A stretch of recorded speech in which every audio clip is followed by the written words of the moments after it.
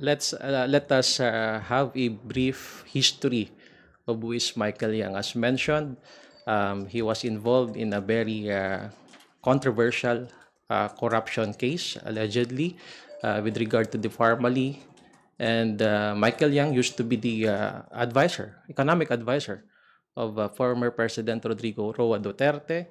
And kung makikita natin ngayon, nasasabit na naman yung pangalan niya dito sa isang drugs case, no? So parang lahat illegal, ano?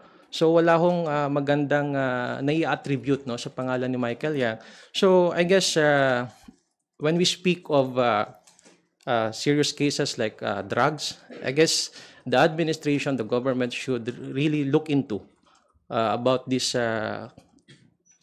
controversy, lalong-lalo na nadadawit na naman ang pangalan niya.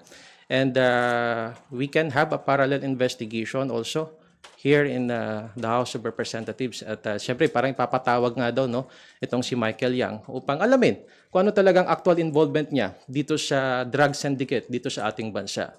So this guy, no, ang nakikita natin na talagang marami ang kailangang sagutin, no, dahil nai-involve ang kanya pong pangalan sa iba-ibang issues, no, even during the previous administration, meron na po siyang mga kinakaharap na kaso. So I guess the government should really take this seriously, lalong-lalo na pag sa usapin ng droga, talagang kailangan po managot ang mga kriminal at na gumagawa po ng illegal dito sa ating bansa.